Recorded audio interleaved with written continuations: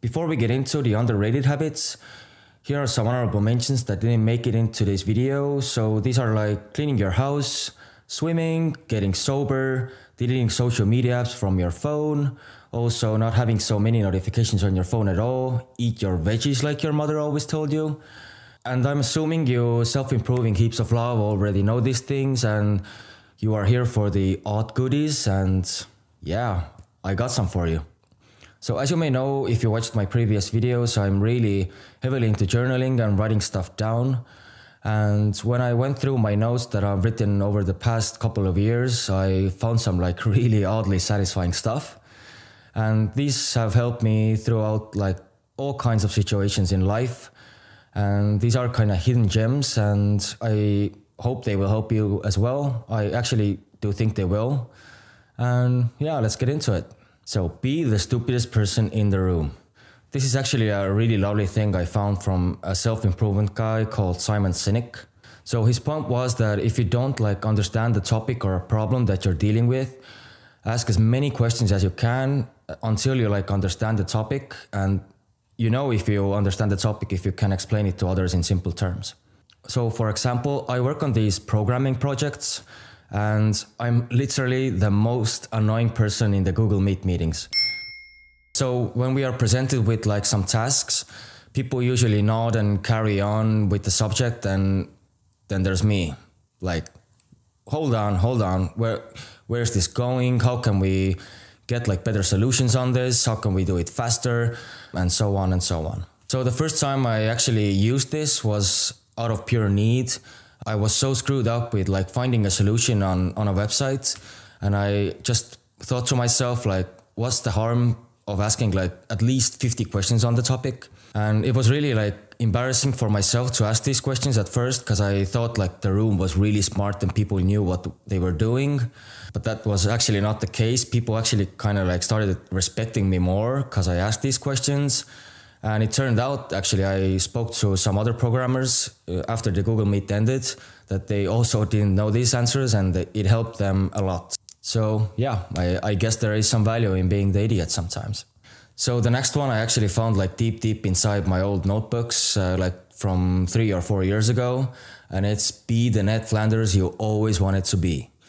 Like this guy, besides having like a great mustache, also has a great personality trait. Like this character sparked an interest in me in the past, because like how can one person take so much bullshit in his life and actually turn it into something so positive? In my opinion, there are two things to this Ned guy. So the first one is always try to recognize when people are giving you shit with no apparent reason, and just like dust it off and move on with your life. These people are just like craving attention and just want to bring you down, and there's no need for that. And the second one is like give and take compliments from time to time. I get it, times are tough right now, like with the recent pandemic, all the woke culture and even the energy crisis. It almost seems like people just had a good life and just gave up on it. But you turned on that little Ned inside you and just complimented the guy with the quirky hair on the street. Good one, bro. So the next one is communicate with random people. Why? So I had this thing way back in the past with my friends where we actually challenged each other to walk down in the street to a random guy and just spark a conversation. And the winner was the guy who actually like could talk the longest with this random person. Like there were some like really cool side effects to this. So first of all, you get out of your like introverted shell that's maybe holding you back from so many lovely things happening in your life. And secondly, you may stumble into like a really interesting conversation. Like I had these really interesting conversations in the past with like these strangers that actually have become my good friends right now. We talk to this day, to some more, to some less. So all in all, this really helps get rid of your introverted shell. You may stumble into like really interesting like conversations and spark some new ideas. And damn dude, it's like really fun when you finally get into it. So I just can't help myself with this next one. It's exercise at least 15 minutes a day. That's it, period. Moving on, face your fears. You should always face your fears. like the humane version of things. Like if you're too scared to check your bank account or get some answers on your health, that's probably a sign that you should check your bank account or like go see a doctor or something. So the non-humane way of facing your fears would be like the fear factor side of way. Like if you are scared of spiders like I am, you probably don't want to go into a giant bath full of spiders and just swim in them. That's not necessary, and don't do that. You should step that extra step. I don't want to go like old David Goggins here, like with all this motivational speak about running 100 miles until you break your ankles and then running 100 more. But what I'm saying here is like when you do like a task or try to solve a problem, always try to give like a little extra, like push yourself a little more. Like for myself, I really have a strict schedule for when I work on my PC and when I do like leisure activities, like just binge watch on YouTube or something. So when I have like this distraction-free hour when I have to work on my PC, I usually, at the end of this hour, I just kind of like push myself, like 15 minutes more, dude, just do it. I really gotta say, this actually works really good. Sometimes I even do more work in that 15 minutes than I did in the past hour alone. So yeah, try it. This next one is really short and simple. Just switch out your phone alarm clock to a mechanical one. This prevents you from checking your phone first thing in the morning, and you'll really thank yourself later for this. Like usually when you have like your phone next to your bed and you switch off your alarm, you get sucked into this social media vortex that Zuckerberg presents you with, and you just may lose like 30 minutes in your morning just because you're scrolling through some Insta Reels or whatever. And that's just not like necessary, and don't do that. It's not healthy. Moving on, this one is like a really weird one, like a top tier underrated one. This is all about exploring novelty. Listen to music you don't like. I discovered this one way back in the day when I was working as a project manager, and we used to have these really long trips across country all the time. And when we were together in a car with someone, we used to listen to all kinds of music, and most of it I didn't like. Stop it. Get some help. I'm really like picky on my style of music. I like this progressive style, metal, rock, whatever. That's not important right now. But the point being, like the music that was playing in the car was really annoying. I didn't like it at all. And then I discovered a trick.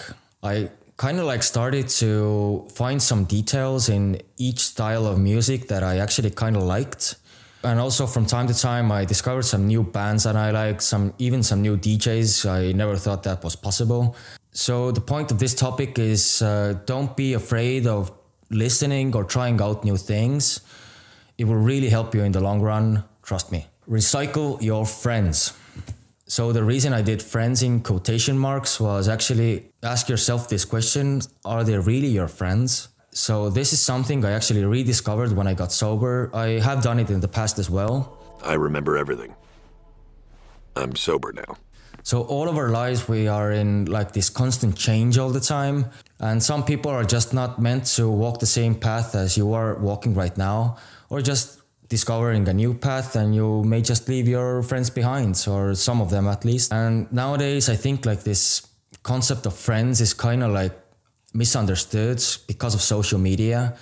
Like when I had Facebook or Instagram, I had like thousands of friends on there, and I called them friends. But now when I think of it, they're really not. And because of this social media, people tend to like cling on their virtual friends all the time. And my question is, why? When you start thinking about this, you may actually come to the revelation that some people are holding you down or even distracting you from the goals that you want to achieve in your life. So it's perfectly normal to leave some people behind. If you find some interest with some people, then yeah, take them with you. But there's no reason in clinging to people that you actually don't consider as friends. So yeah, from time to time, even if you use social media, just filter through your friends and see if they are holding you down in life, and move on. So this next one really helped me out a lot. I can't actually remember where I heard it the first time, but it's make 2 to-do lists for the same task. So if you are struggling to achieve your goals or whatever you want in life, just write down the goals on a piece of paper and write it down twice. And here's why. So the first list would be like a description of the perfect you. Like on a perfect day, you're full of energy, you're rested, and you can achieve everything what you want.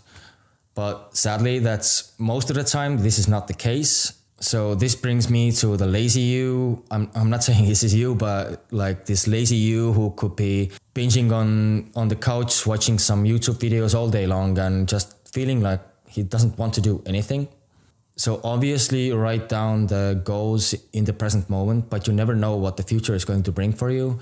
Like it may be a bad day, or you get some really weird interruptions during the day or during giving the task you're doing. So even if you don't achieve like the maximal goals that you set for yourself, you can still achieve like the little ones, and it doesn't make you feel like depressed, and you still can see like you're moving forward. And that's the most important key. Just don't like stand still on one place.